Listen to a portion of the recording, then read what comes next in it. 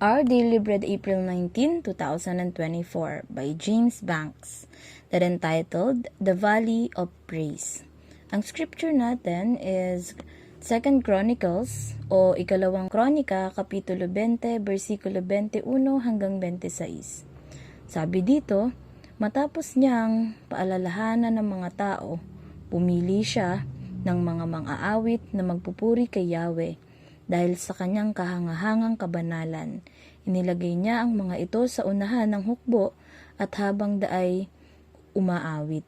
Purihin si Yahweh, pag-ibig niya'y tunay, laging tapat kailanman.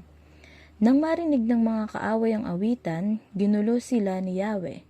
Dahil dito sila ang nagkagulo. Ang sinalakay ng mga Amonita at Moabita ay ang kasama nilang taga-Edom. At nilipol nila ang mga ito. Pagkatapos sila ang nagpatayan. Umakyat ang mga taga-Juda sa tore na nasa disyerto at nagmanman sa mga kaaway. Wala silang nakitang nakatakas.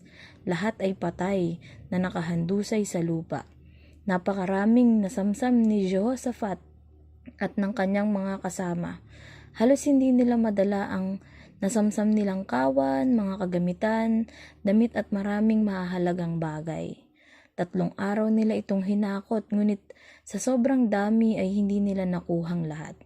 Nang ika-4 na araw, nagtipon sila sa isang libis at nagpuri kay Yahweh. Kaya simula nooy tinawag na libis ng Beraka ang lugar na iyon. Papuri sa Diyos sa pagkakabasa ng kanyang dakilang mga salita. And the statement goes like this.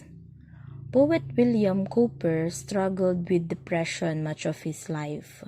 After a suicide attempt, he was committed to an asylum. But it was there through the care of a Christian physician that Cowper came to a warm, vital faith in Jesus. Soon afterwards, Cowper became acquainted with pastor and hymn writer John Newton, who encouraged him to collaborate on a hymnal for their church. Among the hymns Cowper wrote was God Moves in a Mysterious Way, which contains these words pressed from the crucible of experience.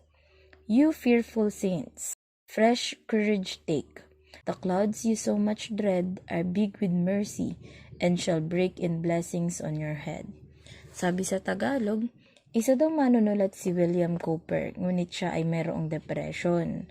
Nagtangka na din siyang magpakamatay at dahil doon ay nadala siya sa santuario at doon inalagaan ng isang Kristiyanong manggagamot. Noong lumipas ay nagkaroon siya ng pananampalataya kay Jesus. Tapos daw noon ay naging madalas ang pakikisama niya sa isang pastor at sa isang manunulat ng awitin na si John Newton.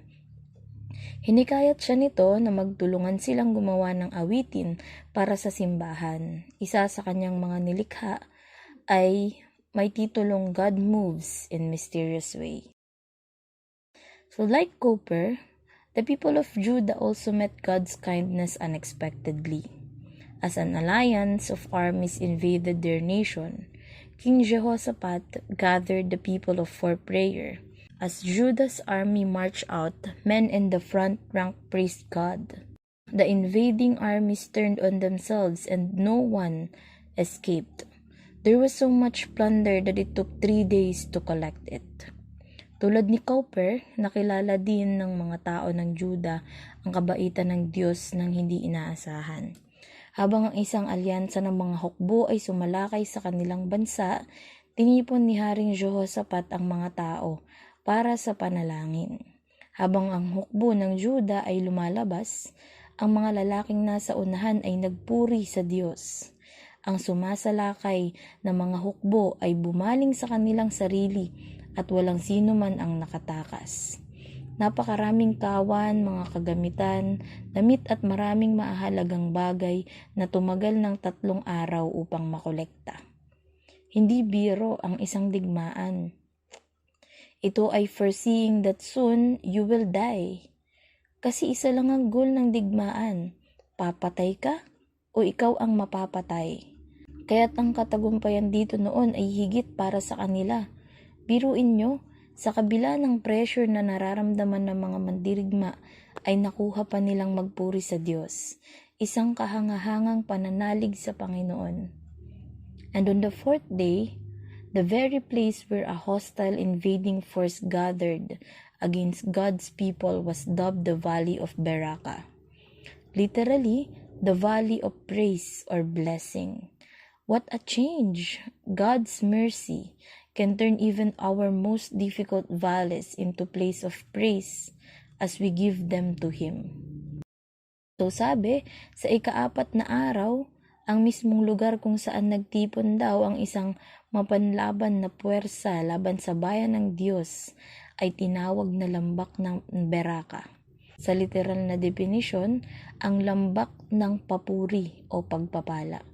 Sa awa ng Diyos ay maaari niyang gawing mga lugar ng pagpupuri ang ating pinakamahihirap na lambak o problema, habang ibinibigay natin ang mga ito sa Kanya. Kapag may problema ba tayo, ano ang una nating hinahanap? Kalayaan sa gusto nating puntahan? Food trip kung saan-saan?